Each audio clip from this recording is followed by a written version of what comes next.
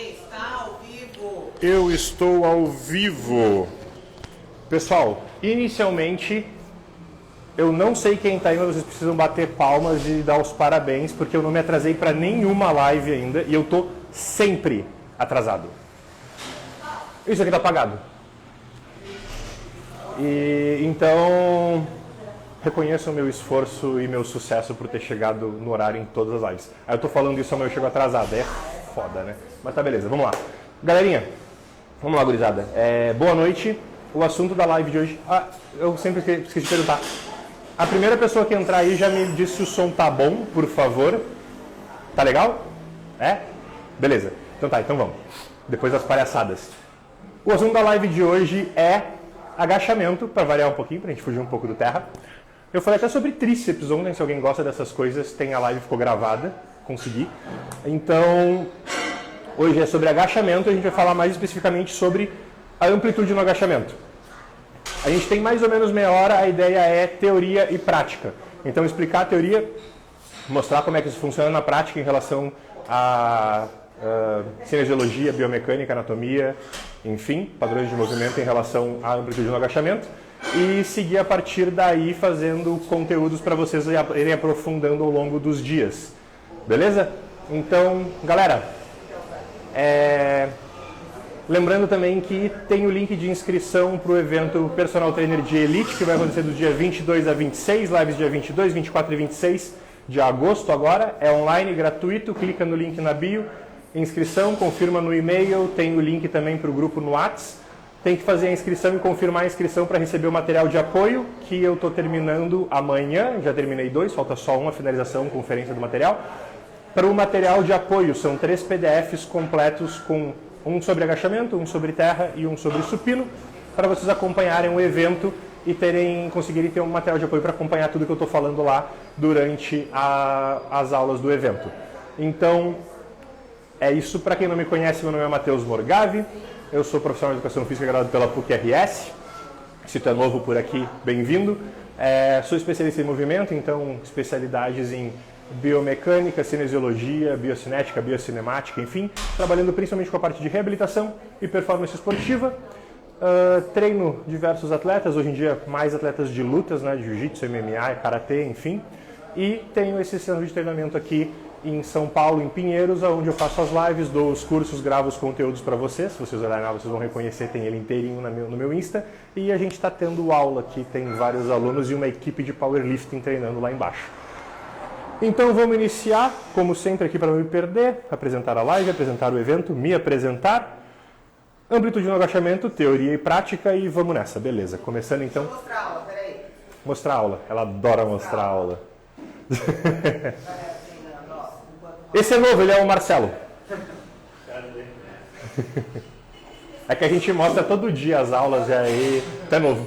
Tem que mostrar que não tem pesos aqui, ó. Mostra lá que não tem pesos. Galerinha, olha só, gurizada. A gente tem aqui em cima 680 quilos de anilha. 680 quilos de anilha. Não sobrou uma no suporte. Lá embaixo tem mais 1 tonelada e pouco, mas eu também não acho que tenha muito no suporte, considerando que tem 5 powerlifters lá embaixo, alguns de ranking mundial. E eu não sei não, tá o Boludo, o Mateusão, o Lucas e o Coach lá embaixo. Oi? Boludo, 230 quilos de agachamento, 280 ou 90 de terra, sendo que o cara pesa 73 quilos, gurizada. Mas é isso. Voltando então, como sempre, a parte amplitude no agachamento e quem já me conhece, já me acompanha, sabe que eu começo sempre de baixo para cima. Então vamos começar lá pela articulação do tornozelo, beleza, gurizada? Então, o que engloba ganhar amplitude no agachamento? A galera sempre me pergunta como é que eu e vários dos meus alunos conseguimos, tipo, agachar a bunda no chão sem perder lordose lombar, sem fazer retroversão de quadril, sem fazer valgo. Então eu resolvi adentrar no assunto e fazer uma live e conteúdo só sobre isso. Então assim, para começo de conversa, aqui? Aqui? Tô? Então agora estou inteiro? Tudo certo? Beleza. Tá.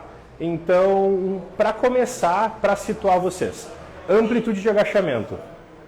A gente tem dentro do agachamento, eu apareço inteiro, né? Pesa a cabeça? Beleza. Então assim, agachamento, amplitude. Isso aqui é meio agachamento, beleza? 90 graus de agachamento é 90 graus da articulação do joelho em relação tíbia-fêmur, ou seja, tíbia-fêmur, articulação do joelho, 90 graus. Então, 90 graus é aqui. Beleza, galera? Isso é 90 graus. 90 graus e paralelo não são a mesma coisa. Isso aqui é 90 graus. Beleza? Então, meio agachamento, 90 graus. Paralela é quando o osso do quadril aqui, a crista ilíaca, fica alinhada com a articulação do joelho. Ou seja, o fêmur fica paralelo ao solo. Isso é paralelo. Então, em pé, meio agachamento, 90 graus, aqui é paralelo. Quebrar o paralelo é ir abaixo disso, e aqui é o que o pessoal diz que é ass to grass, ou bunda no chão, que é quando a posterior de coxa encosta na panturrilha e tu não consegue descer mais. Então aqui é o máximo, não desce mais do que isso. Isso é um agachamento profundo, beleza? Perfeito. Superado isso, obviamente tem várias coisas que englobam a tua capacidade de fazer isso. Ah, mobilidade e flexibilidade. Tá? Qualquer idiota diz isso. Qualquer idiota lê qualquer livro, vê qualquer atleta falando de mobilidade e flexibilidade e reproduz. Tu precisa de mobilidade e flexibilidade. Legal. Aonde, como, porquê. E aí depois entra mais do que mobilidade e flexibilidade, que é estabilidade, para tu conseguir estabilizar. Capacidade de movimento em grande amplitude sem controle não é nada, galera. Então vamos lá, gurizada. Começando lá pelo tornozelo. Todo mundo hoje fala em mobilidade de tornozelo. Mobilidade é a capacidade da articulação de atingir grandes amplitudes de movimento livremente. Então, tem um tornozelo. Mobilidade é ele conseguir fazer uma flexão plantar e uma flexão dorsal. Quanto maior essa amplitude, maior a mobilidade da articulação. Aí, isso, que nem eu disse, é aquela parte do todo mundo sabe. Vamos lá, então. O que interfere nisso? 1 milhão de coisas. Primeiro, a gente tem dentro da capacidade articular de movimento a própria articulação em si. Então, a gente tem líquido sinovial, estrutura articular, ligamentos, tendões e músculos. Tudo isso influencia na capacidade de movimento articular. No caso, a gente está falando lá do tornozelo. Então, inicialmente, a gente já tem que dar uma analisada aqui. Nem toda a incapacidade de movimento do tornozelo é mobilidade, é articular. E sim, muitas vezes, e na maior parte das vezes é isso, tá? Ou pelo menos metade das vezes deve ser mais ou menos isso, entre metade para um pouco mais. O que está influenciando a tua incapacidade de flexão dorsal lá para agachar e permitir que o joelho vá para frente e para fora é muscular, normalmente encurtamento da panturrilha. Lembrando que panturrilha gastrocnêmios, grandões aqui, que ficam mais externos, que fazem flexão de joelho e tem origem no fêmur, e inserção lá no tornozelo, né, no calcanhar, e sóleo, mais profundo, fica por baixo dos gastrocnêmios. Não faz flexão de joelhos, tem a origem na tíbia e na fíbula, e tem a inserção lá no calcanhar, beleza? No calcânio. Então, aí já dá para entender que se tu tiver encurtamento nos músculos da panturrilha, do tríceps sural, tu não vai conseguir fazer uma flexão dorsal lá do pé, uma dorsoflexão grande o suficiente para agachar. Isso é um ponto. Perfeito? Então assim, tem que dar uma trabalhada nisso, eu já vou explicar como. Mas, porém, contudo, entretanto, todavia, no tornozelo a gente tem uma especificidade interessante da articulação, que é um ossinho chamado talos. Talos. O talos é um ossinho que ele fica lá no tornozelo, logo abaixo da tíbia e ele fica aqui. Sabe aqueles calcinhos de porta que a vó sempre tem em casa que tu enfia assim embaixo da porta? Triângulozinho assim, uma rampinha, tu enfia embaixo da porta e trava a porta? O talos parece aquilo, só que ele fica aqui, ó, no tornozelo. E o talos, ele tem uma tendência de não ir para trás quando a gente quer fazer essa dorsoflexão. Então, isso é uma particularidade muito interessante do tornozelo, que interfere bastante na mobilidade em si. O ossinho não desloca para trás ao longo do movimento para estabilizar, ele trava o movimento. Então, isso também acontece bastante. Então, inicialmente, para tu ter certeza se o problema é na articulação ou no músculo, é um problema de mobilidade ou de flexibilidade, a gente sempre entra naquilo que eu bato na tecla o tempo inteiro. Começa o treino com liberação miofascial, faz as mobilidades e as flexibilidades e aí testa. Então, se tu fizer liberação e tu alongar a panturrilha e tu melhorar a tua amplitude de movimento do tornozelo, não tem nada a ver com mobilidade, e sim com flexibilidade dos músculos que envolvem a articulação do tornozelo. Legal, né? Beleza, muito óbvio. E agora, e quando entra a parte de mobilidade propriamente dita e o talos está lá atrapalhando, travando a articulação do tornozelo? Aí o que a gente faz? A gente empurra ele para dentro. A gente força o talos para dentro. Então, como é que tu vai saber se a tua mobilidade de tornozelo tá boa ou não? Cara, tem dois jeitos. O mais fácil é tu agachar. Tu vai lá e tu faz isso. Se os teus joelhos estão indo para frente e para fora, né? Os joelhos estão lá indo para frente e para fora, legal, tá com uma boa mobilidade e flexibilidade de tornozelo. Agora, se tu chegar perto da parede, deixa eu pegar isso aqui. Vou pegar isso aqui. Se tu chegar com a pata perto da parede, vou botar bem longe que a minha mobilidade de tornozelo, minha flexibilidade de panturrilha é bem boa. E aí tu avança com o joelho e ele não chega, vou ter que afastar mais, e ele não chega lá, claro, se estiver nessa distância, provavelmente a mobilidade de flexibilidade de tornozelo também tá boa. Mas vamos supor que tu chegue lá, tipo, 3, 4 centímetros da parede, e tu avança e tu não consegue chegar lá. Cara, tem algum problema aí. Então, se tu já fez a liberação e já alongou a panturrilha, e tu não está sentindo quando tu faz isso, a tua panturrilha inteira repuxando, a ponta do pé repuxando, é porque é articular. Então a gente tem vários exercícios. O primeiro deles é simplesmente fazer a movimentação. Por quê? Porque conforme tu movimenta o pé, o tornozelo, tu vai gerando adaptação estrutural. Então o simples fato de tu posicionar o teu pé e fazer o movimento para frente e para trás, em alguns casos já gera algum resultado bem interessante. Em muitos casos isso já resolve o problema. Caso não dê certo, tu pressiona o talos para dentro. Então assim, quando tu encostar aqui tu vê osso e osso. E no meio tu tem um espaço articular. É ali que fica o talos. Então tu vai fazer pressão nele e mobilizar o tornozelo ao mesmo tempo que tu faz pressão nele. Outra coisa que é influência direta do talos também, direta do talos, é a incapacidade do joelho ir para fora quando tu faz a dorsoflexão. O joelho vai lá para dentro. Isso significa que tu tem um deslocamento, um desajuste ali. Mesma coisa, pressão e movimento. Beleza?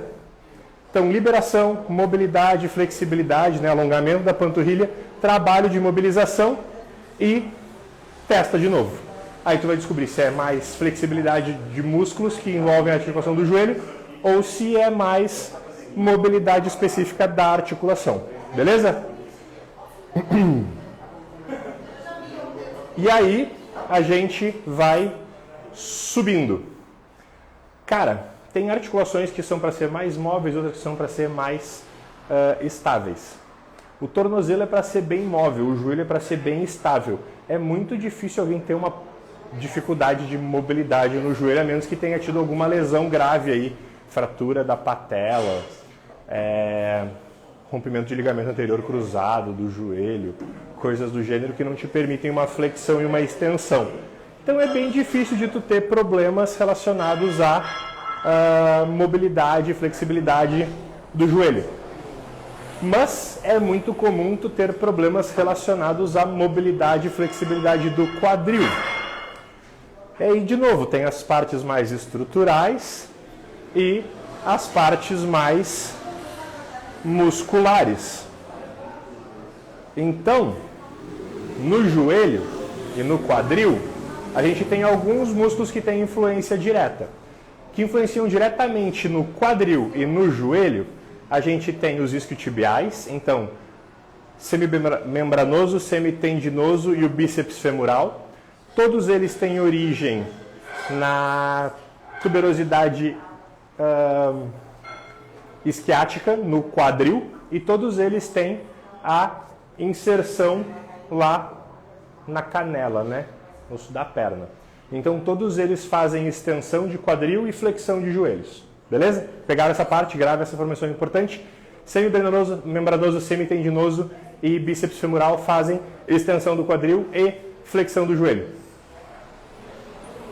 Como é que tu vai saber quando é que tu tem um problema aí? Normalmente é aquela pessoa que ela vai agachar e quando ela chega mais ou menos no meio do caminho, ela cai para trás. Já viram isso? A pessoa vai lá, se posiciona, ela começa a agachar, aí quando ela chega mais ou menos no meio do agachamento, ela começa e vai para trás. Cara, a maior parte das pessoas passa o dia inteiro sentada. Então, assim, quando a gente tem pessoal que é mais sedentário ou menos ativo fisicamente, como, por exemplo, cara, advogados passam muito tempo sentado, arquitetos passam muito tempo sentado fazendo projeto, enfim, profissões desse gênero, que passa muito tempo sentado, viajando muito, dirigindo muito, muito tempo no computador, a gente tem uma tendência de encurtamento dos flexores do quadril, encurtamento dos flexores do joelho, dos isquiotibiais e um relaxamento muito grande, um alongamento muito grande dos músculos do glúteo ali, glúteo máximo, glúteo médio, enfim, eles ficam mais fracos, mais hipotônicos e mais alongados, ou seja, tem menos tensão.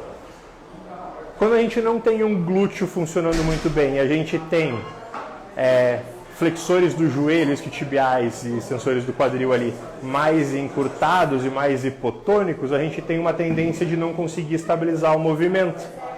A gente não consegue jogar o quadril para trás. Os isquiotibiais travam o movimento. Lembra aquela parte importante, eles têm origem no quadril e inserção lá depois do joelho. Então eles dão uma travada no teu movimento. Quando tu fica sentado, tu tá com o joelho flexionado, então tu tem um encurtamento, né? Ele está encurtado, posteriores de coxa e alongado glúteo. Por mais que tu tenha uma flexão do quadril, tu também tem uma flexão do joelho, então ele está em uma posição relaxada e encurtada. E isso a médio prazo se torna um encurtamento mesmo. A maior parte dessas pessoas, tu vai lá e desfoca no pé e a pessoa faz isso. E olha lá, tem gente que faz menos. Então o primeiro passo para isso é, de novo, liberação dos isquiotibiais, alongamento dos isquiotibiais e ativações dos glúteos. Em conjunto com essa ação, quando a pessoa está sentada e ela está em flexão do quadril, a gente também tem um relaxamento e um encurtamento e uma condição mais hipotônica dos flexores de quadril. Então eles ficam encurtados, relaxados, eles não contraem bem, ao mesmo tempo que eles não te permitem movimentar. Então, reto femoral, que tem origem na espinha ilíaca, e inserção na tuberosidade da tíbia, lá depois do joelho. A gente falou deles a semana passada, sobre dor no joelho. Te mantém encurtado, ou então quando tu tenta ficar ereto, ele puxa o teu quadril para frente e gera uma anteroversão do quadril, que com glúteos hipotônicos e posteriores de coxa fracos e hipotônicos a gente não consegue ganhar. Junto com eles a gente tem o psoas ilíaco. Então o ilíaco tem a origem atrás da crista ilíaca e inserção no fêmur, e o psoas tem a origem nas vértebras lombares, ali, torácicas, últimas torácicas e lombares, e a inserção também lá no fêmur. Então, todos esses músculos, psoas ilíaco, reto femoral, encurtados, fazem isso aqui, e aqui não te permite jogar o quadril para trás enquanto eles puxam a tua crista ilíaca para frente e fazem essa anteroversão. Então, quando tu vai agachar, tu tem anteroversão, retroversão e desequilíbrio. Então, em termos de flexibilidade, todos esses músculos têm que ser liberados, autoliberação, rolinho, bolinha, enfim, alongados e ativados. Beleza? E, em conjunto com isso, a gente tem a mobilidade do quadril em si. Uma coisa que tem relação direta com o quadril e que às vezes simplesmente muda completamente o agachamento é a tua base. Cara, esse negócio de a base fechada pega mais tal porção do quadríceps. Mais afastado, com os pés para fora, pega sei lá eu qual porção do quadríceps. Se tu botar carga suficiente ou tu for até a falha, pega todas as porções do quadríceps. Beleza? Faz a menor diferença. Então, é muito melhor tu ganhar amplitude no movimento ajustando a base. Eu, por exemplo, com os pés fechados, né, base e largura do quadril, o meu agachamento fica esse aqui, ó. Tá uma bosta, né? Cara,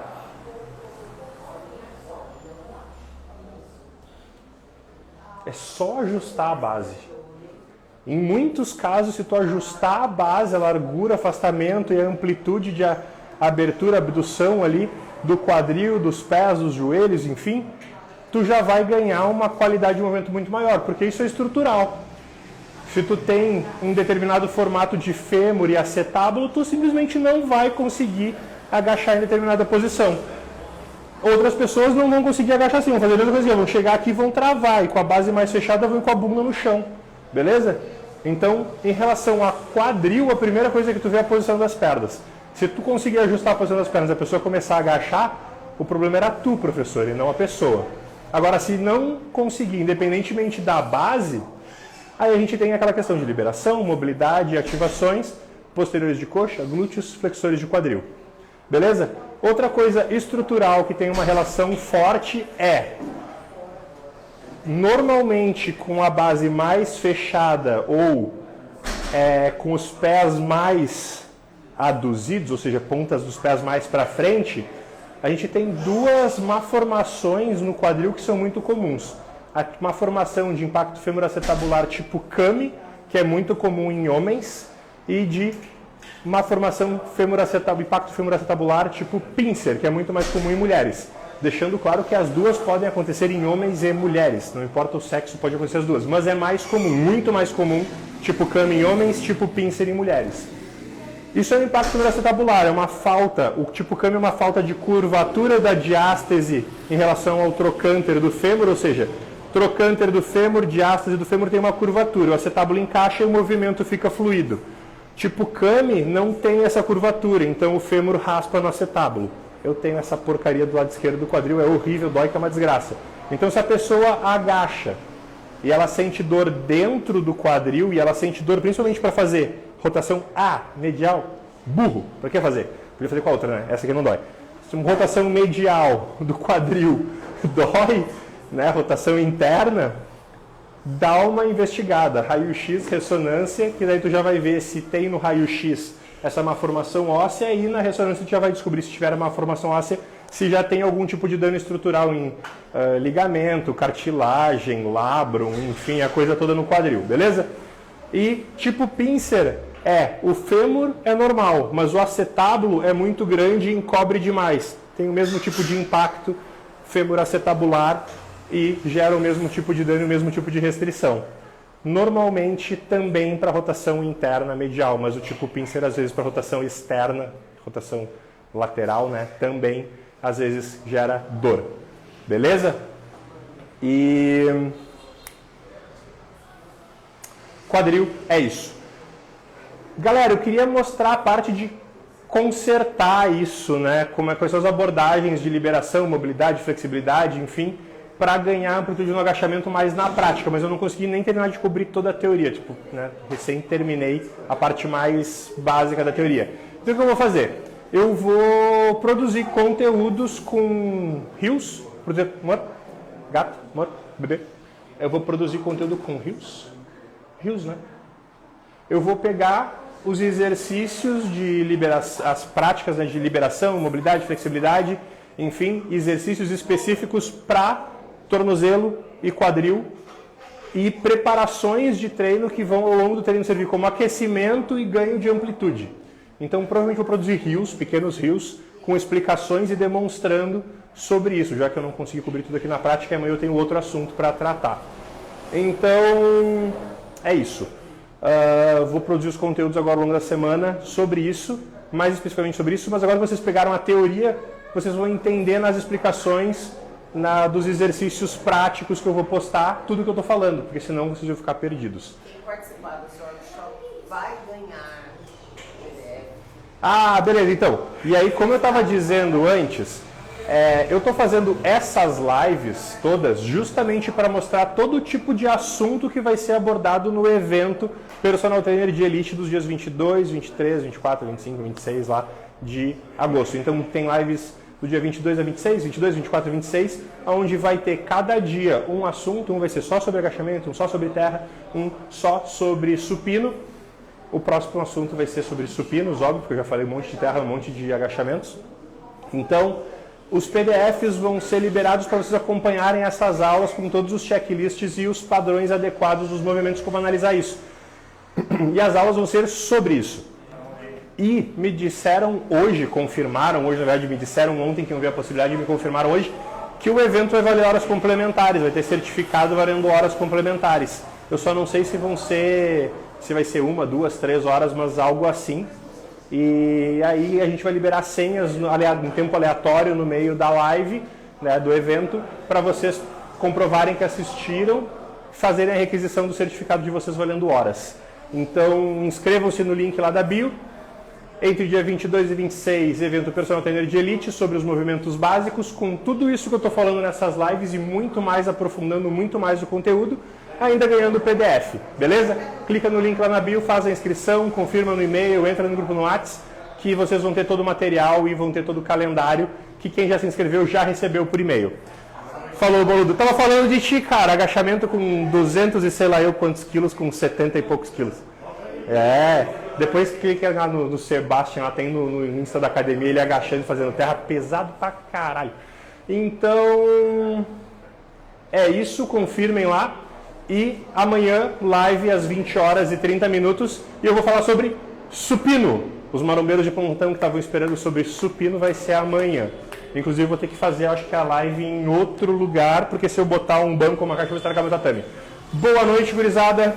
Até amanhã às 20 horas e 30 minutos. Inscrevam-se no evento. Se vocês ficarem com dúvidas, mandem no direct ou comentem aqui nessa live. Se eu conseguir deixar ela gravada, às vezes ela teima e não fica, mas eu vou tentar. Beleza? Um abraço, boa noite, até amanhã, 20 horas e 30 minutos. Tchau!